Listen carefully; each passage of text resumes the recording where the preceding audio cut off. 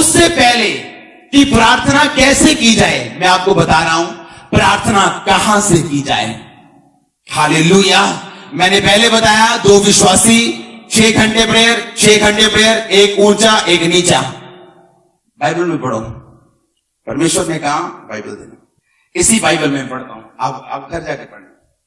अगर आप इसी यूहन्ना का पढ़ेंगे ना 12, आप ध्यान से सुनना, खोलना मत, सिर्फ सुनो। 12 की 21 में लिखा उन्होंने गलील के बैसदा के रहने वाले फिलिप्पुस के पास आकर विनती की, श्रीमान हम यीशु से भेंट करना चाहते हैं। फिलिप्पुस ने आकर अंद्रियास से कहा आमीन। क्यों? मैं मान लो बाहर से भेंट करने आया हूं यीशु मसीह से, और मुझे 2 चेले, एक चेला मिला।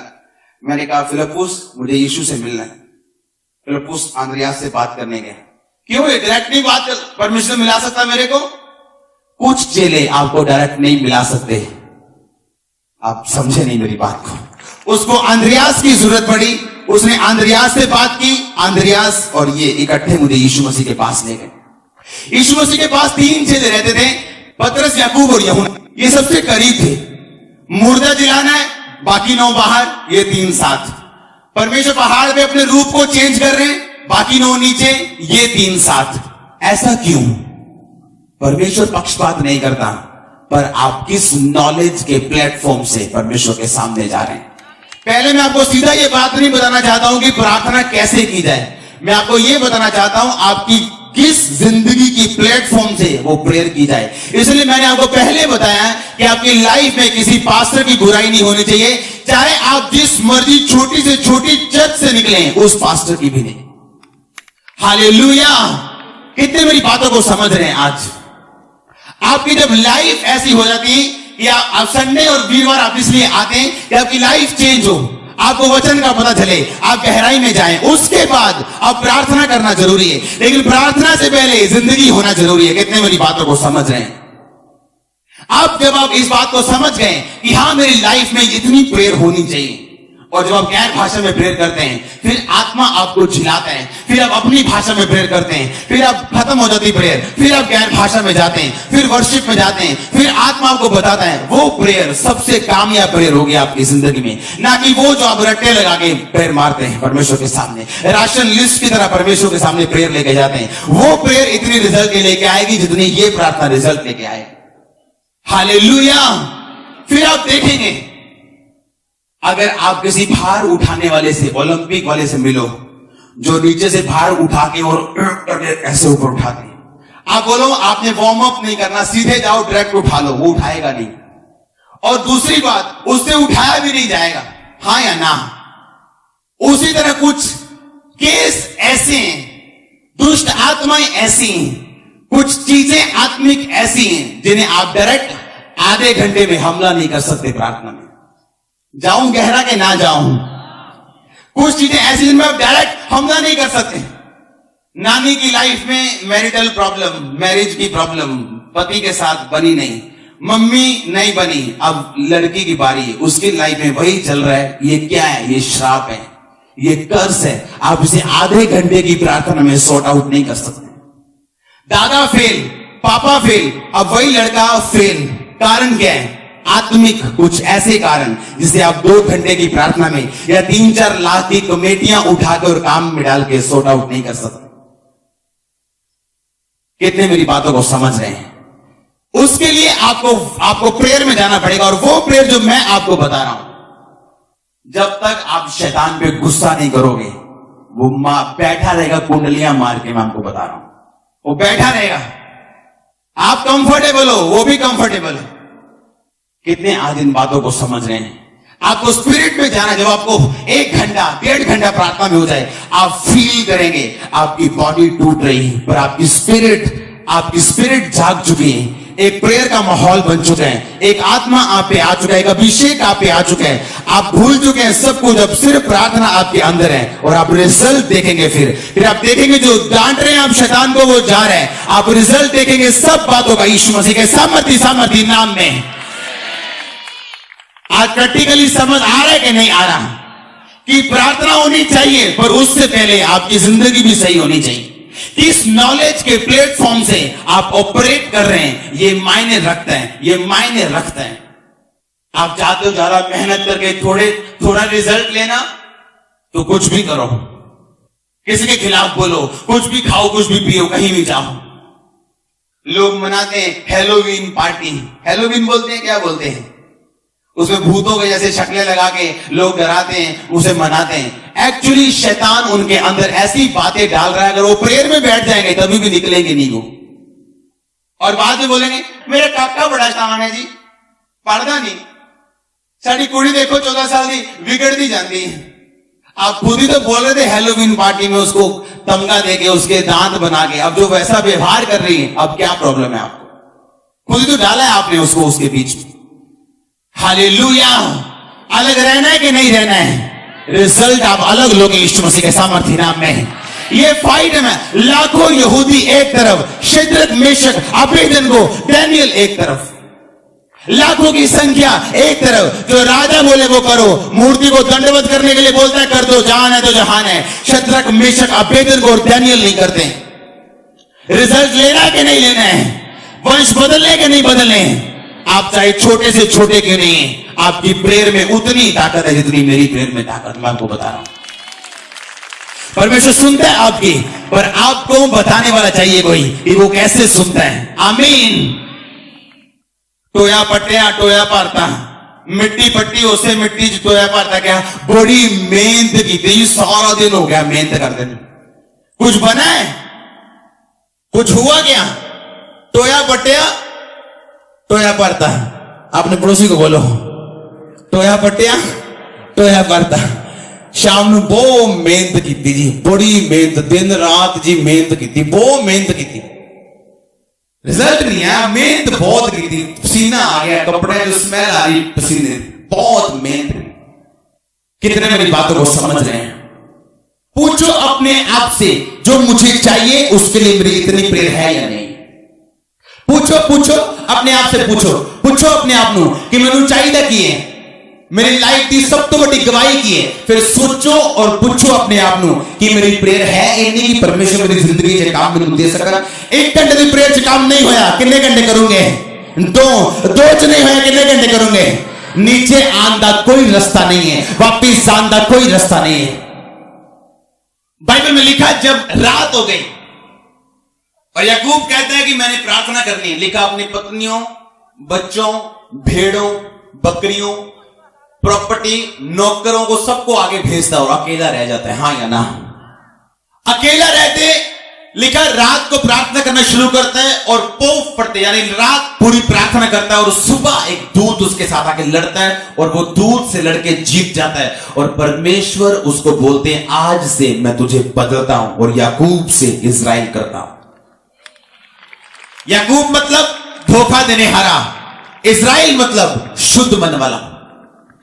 वो आपको एक बदमाश से जो यहां बैठे हैं एक संत बनाने की ताकत रखता है। मैं आपको बता रहा हूं, एक वैश्य यहां बैठी है, वो उसको एक संतनी, एक मरियम बनाने की ताकत रखता है अगर वो प्रेयर करने को अपना हथियार बना ले आज यीशु मसीह के सामर्थ्य नाम में।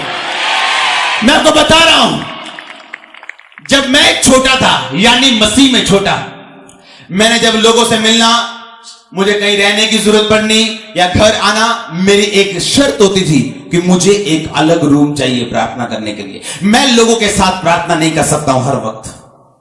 अपनी पत्नी के साथ या अपने बच्चे के साथ या अपनी मम्मी के साथ या अपने पापा के साथ या अपने भाइयों, अपने चेलों, अपने परमेश्वर के चेलों, किसी के साथ मैं प्रेयर नहीं कर सकता हूं रोज हर वक्त। एक टाइम ऐसा मुझे चाहिए जब मैं और परमेश्वर अकेले। और जब मैंने क्या नोटिस किया, अभी भी नोटिस करता हूं मैं टीम में, लोगों में, कि कोई आके बोलता नहीं है कि मुझे ये रूम दे दो 3 घंटे के लिए, क्योंकि मैं परमेश्वर से कुछ बात करना चाहता हूं। आज लोग जब प्रेयर करने बैठते हैं, उनके बच्चे साथ में सोए हैं, की करिए जी, कर ले जी, न्याणे छोटे। आप अपनी मम्मी को बुला सकते हो त्योहारों के दिनों में नाचने के लिए, घूमने के लिए, पर क्या अपनी छोटी बहन को बुला नहीं सकते कि 2 दिन तूने यहां रहना है और 2 रात मैं प्रेयर करूंगी परमेश्वर के सामने? प्रॉब्लम कहां पे? हम एफर्टलेस हो चुके हैं। हालेलुया। आज तक मेरा रूल है मसीह में आने के बाद, मुझे अकेला रूम चाहिए प्रेयर के लिए। क्यों याकूब ने अपनी पत्नी, बच्चे, अपने सब कुछ आगे भेजा, अकेला रह गया और लिखा रात को वो प्रार्थना करता। और यीशु मसीह वही बात बोलते हैं उस मत्ती में कि जब तू प्रार्थना कर, द्वार बंद कर और पिता से गुप्त में प्रार्थना कर, तेरा पिता जो गुप्त में देखेगा तुझे प्रतिफल देगा। आमीन, आमीन। तेरा पिता जो तुझे गुप्त में देखेगा प्रार्थना करते हुए, तुझे चिल्लाते हुए, तुझे रोते हुए उसकी हुजूरी में, वो तुझे प्रतिफल देगा। लेकिन कब? आज लोग प्रेयर करते हैं, उनकी मम्मी साथ है, उधर वाइफ सोई है, उधर बच्चे सोए और प्रेयर कर रहे हैं। उधर मैसेज आ गया, टू टू टू टू टू, फोन चेक हो रहा है, व्हाट्सएप तो नहीं किया किसी ने, और मेरे मालदा ऑर्डर तो नहीं आ गया। 10 काम आप करोगे अगर एमएलए की हुजूरी में आप फोन उठाते हो तो एमएलए की बेइज्जती है। तो वो जो प्रधानमंत्रियों का प्रधानमंत्री जिसकी हुजूरी में आप जाते हो फोन लेके, शर्म आनी चाहिए हमें। हालेलुया। जब आप परमेश्वर की हुजूरी में हो, आप ये सोचो और ये समझो, वो आप कोई नहीं, आपके परिवारों को बदलने की, एक दिन में आपके देशों को बदलने की ताकत रखता है। मैंने देखा अपनी आंखों से, आप देखेंगे यीशु मसीह के नाम में। सोचो फिर कि आपकी प्रेयर लाइफ क्या है, क्या है जो आप परमेश्वर के सामने देते हो। आप कंप्लेंट करते हो, हमारी बुआ ने टूना कर दिया, हमारे चाचा ने जादू कर दिया। आपकी प्रेयर कितनी है बताओ? प्रेयर बड़ी है कि टूना बड़ा है? प्रेयर है ही नहीं तो टूना बड़ा है। अगर प्रेयर है तो वो छोटा यीशु मसीह के सामर्थ्य नाम में। किसी का दिमाग बदलने के लिए फिर टाइम नहीं लगेगा, परिवार बदलने के लिए टाइम नहीं लगेगा, देश बदलने के लिए भी टाइम नहीं लगेगा, जिंदगियां बदलने के लिए भी टाइम नहीं लगेगा। अगर आपका टाइम परमेश्वर के सामने जाता है तो हर वो चीज जो आप परमेश्वर को देते हो वो चौगुनी 10 गुनी होकर 100 गुना होकर वापिस आती है। वो पैसा हो, वो टाइम हो, वो एफर्ट हो, वो शांति हो, कुछ भी हो, जो भी आप परमेश्वर के राज्य में बोते हैं आप उसे 100 गुना पाते हैं। आमीन। और मैं आपको बताता हूं, आत्मिक लोग हमेशा बोते आपको नजर आएंगे, जो आत्मिक नहीं है वो कभी बोएंगे नहीं। वो सोचेंगे चर्च को पैसे चाहिए, फलाने को पैसे चाहिए, लेकिन हम जानते किसे चाहिए। आपको, हमें किसी को ना परमेश्वर को चाहिए। आपकी बरकत के लिए सारा कुछ किया जाता है परमेश्वर के डिवाइन अरेंज के द्वारा, उसके डिवाइन ईश्वरीय इंतजामों के द्वारा ये आप लोगों के लिए किया जाता है। आमीन। आपको ये बात समझनी। याकूब कहता है सब चले जाओ, सब चले जाओ, सब जाओ जाओ जाओ जाओ। इस नदी के इस पार अकेला है, कोई नहीं है, प्रार्थना करता है रात रात रात। दूत आता है, उससे लड़ता है और दूत उससे जीत नहीं पाता। No disturbance in prayer. Hallelujah. कोई डिस्टर्बेंस नहीं प्रार्थना करने के लिए, कोई रिश्तेदार नहीं, कोई अपना कोई पराया नहीं। प्रेयर टाइम में प्रेयर टाइम। आज लोग प्रेयर कर रहे हैं, मोबाइल कैंसर बन चुका कई लोगों के लिए। हर 5 मिनट बाद उन्हें मोबाइल चेक करना है। अगर आपको पता है कि वो सैमसंग का ऊंचा मोबाइल आपको ब्लू फिल्म देखने के लिए मजबूर कर सकता है, उसे आज ही बेच के नोकिया ले लो 1000 रुपए वाला। मत यूज करो ऐसी चीजें। आमीन।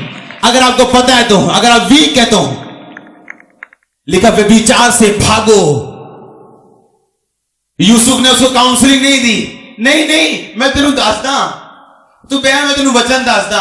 नहीं भैन ऐ नहीं उससे भैन ना फिर 2 बच्चे होंगे लोगों। हाँ या ना? क्या जरूरत है काउंसलिंग करने की अपने बॉयफ्रेंड की, अपनी गर्लफ्रेंड की, जैसे आप नहीं चाहते हो? भाग जाओ वहां से। हालेलुया। क्या जरूरत है काउंसलिंग करने की उसकी? नहीं और बच जावे जी, मस्जिद आ जावे। दुनिया बचाने वाली पड़ी है, 80% लोग इंडिया के बचाने वाले पड़े हैं। आपको वो नजर नहीं आते, वो एक नजर आता है आपको। कब तक धोखा देंगे अपने आप को हम? कब तक? आमीन। लिखा वो सबको आगे भेजता है, अकेला रहता है और प्रेयर्स करता है, प्रार्थना करता है रात रात रात। और लिखा दूत आता है, उससे लड़ता है और जीत नहीं पाता। दूत ने कहा तू परमेश्वर से लड़ा और जीता। आप जीत सकते हो लड़के परमेश्वर से। वो लड़ाई वचन से होनी चाहिए, ना कि इमोशनल। कितने मेरी बात को समझ रहे हैं? परमेश्वर उससे जीत नहीं पाए, वो जीता। जीतने का मतलब वो प्रेयर्स में था, वो प्रार्थना में था। हिचकिया ने प्रेयर की, मैं मरना नहीं चाहता हूं, मैं ऊपर नहीं आ रहा हूं परमेश्वर। परमेश्वर ने कहा ठीक है, मैं 15 साल तेरी उम्र को बढ़ाता हूं। आप परमेश्वर को नहीं जानते हैं। जो उसको जानते हैं वो समझते मैं आपको क्या कह रहा हूं। हालेलुया। नाइट किसकी, कौन व्यक्ति ऐसा जो अकेला प्रेयर करता है और उसके आसपास और कोई नहीं। और आप क्या समझते हैं प्रार्थना करना आसान है? शैतान आपको आसानी से कमरे दे देगा, आपको इजाजत दे देगा प्रार्थना करने की? प्रेयर इस दुनिया की सबसे स्ट्रॉन्गेस्ट पावर है। यह परमाणु बम से भी बड़ा बम है, मैं आपको बता रहा हूं। आप समझे नहीं, आप समझे नहीं। मैंने कहा परमाणु बम से बड़ा बम है अगर आप इसे इस्तेमाल करना जानते हैं तो। हालेलुया। पर कौन से प्लेटफॉर्म से? नॉलेज के प्लेटफॉर्म से, अज्ञानता के प्लेटफॉर्म से प्रार्थना रिजल्ट नहीं लेके आती। जब एक इंसान बोलता है, जब एक इंसान अलग रहते हैं, वो गलत नहीं बोलता, गलत देखता नहीं और वो अपने हिसाब में रहता है, एक टाइम आता है जब उस प्लेटफॉर्म से वो प्रार्थना करना शुरू करता है, वो रिजल्ट लेके आती है। हालेलुया। जाऊं गहरे में या ना जाऊं? जा तो नहीं हो गया आपके लिए? कितने मेरी बातों को समझे? प्रेयर कैसे करनी चाहिए, प्रेयर किस ग्राउंड से करनी चाहिए, किस दिल से करनी चाहिए, और प्रेयर कैसे करनी चाहिए परमेश्वर के सामने। टाइम रखो अलग प्रार्थना करने का, टाइम रखो जब आप अलग हैं, अकेले हैं परमेश्वर के सामने। वहां परिवार का हिसाब होना है कि अकेले का? कलीसिया का हिसाब होना है, चलो उन खामरे दी आ जाओ कलीसिया, ऐसे हिसाब होना है कि अकेले नाम ले लेके अंकुर ये वो आ जाओ, एक एक करके हिसाब लेना परमेश्वर ने और फिर बताना है कि हम वफादार हैं या नहीं। आमीन। नाम लेने के उधर हिसाब होना है आपका और मेरा दोनों का। लेकिन याद रखो प्रेयर स्ट्रॉन्गेस्ट, इस दुनिया की सबसे बड़ी फोर्स जो है वो प्रेयर, सबसे बड़ी फोर्स। आप कुछ भी कर सकते हैं प्रेयर से। यीशु मसीह ने 12 चेले कब चुने ये बताओ?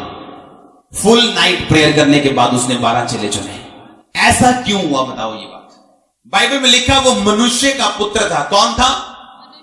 जबकि वो परमेश्वर था, लेकिन बाइबल में उसे मनुष्य का पुत्र भी कहते हैं। आप जानते हैं क्यों लिखा? वो मार्ग का थका हुआ एक कुएं के पास बैठ गया। कौन मार्ग का थका हुआ? कौन? यीशु मसीह। कौन? बाइबल कहती है यीशु मसीह नाव में सो रहे थे। हां या ना? पर बाइबल में तो लिखा परमेश्वर कभी भुलाता नहीं, कभी सोता नहीं। लिखा कि नहीं लिखा?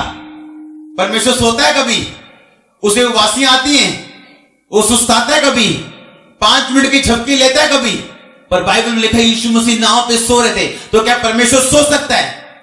लेकिन बाइबल कहती है यीशु मसीह सचमुच सो रहे थे, क्योंकि वो शरीर में थे और उसी तरह ह्यूमन थे, इंसान थे, जिस तरह आप और मैं इंसान हैं। नहीं तो अगर जब यीशु मसीह कोड़े पड़ते तो आप और मैं बोलते कि नहीं ये परमेश्वर है, इसे दर्द नहीं हुआ, इसके सिर पे कांटों का ताज चला गया, नहीं इसे दर्द नहीं हुआ, क्योंकि ये कौन है? परमेश्वर। लेकिन बाइबल इसीलिए कहती है कि यीशु मसीह मनुष्य का पुत्र था, यानी वो आप और मेरी तरह शरीर, दर्द, थकावट और सोने वाला एक इंसान था। उसी तरह सेम फार्मूला उसकी लाइफ में यह था, जब उसने अपनी लाइफ का इंपॉर्टेंट डिसीजन लेना था, फुल नाइट प्रेयर में था। जब आप फुल नाइट प्रेयर में था, वो सोच के नहीं गया था कि मैं इसलिए जा रहा हूं कि मैं मर्जी पूछूं कि मैं सुबह कौन सा चेला चुनूं, कौन सा चेला ना चुनूं। जो लोग प्रार्थना को इस्तेमाल करते हैं कभी रिजल्ट नहीं लेके आते अपनी लाइफ में। वो इस्तेमाल करने के लिए नहीं गया था कि मैं फुल नाइट प्रेयर में हूं, प्रभु जी तो की मर्जी है, मैं ओनू चुना कि ओनू चुना कि ना चुना। नो, वो फुल नाइट प्रेयर में था, तारीफ करते हुए, प्रेजेंस में आनंदित होते हुए, तारीफ करते हुए, संबंध बनाते हुए। और सुबह परमेश्वर की आत्मा ने बोला इसको चुन, इसको चुन, इसको चुन। कितने मेरी बातों को समझ रहे हैं? ये प्री प्लान नहीं था। पर बाइबल बताती है जब आप फुल नाइट प्रेयर में जाते हैं या एक लंबा समय परमेश्वर के साथ जाते हैं, आपके रास्ते खुलते हैं अगली सुबह। मैं आपको बता रहा हूं, कितने मेरी बात को समझ रहे हैं? यहां तक कि जब यीशु मसीह शारीरिक था और आत्मा में भी था, उसको प्रार्थना करनी पड़ी। मैं लोगों को बोलता हूं अगर ये मेथड आप फॉलो करो, आप नेक्स्ट डे रिजल्ट देखते हैं इस चीज का। नेक्स्ट डे, अगले दिन, महीने की बात नहीं कर रहा हूं मैं। आमीन। आप कितने मेरी बात को समझ रहे हैं? अकेले प्रार्थना करने का महत्व आपकी लाइफ में क्या है?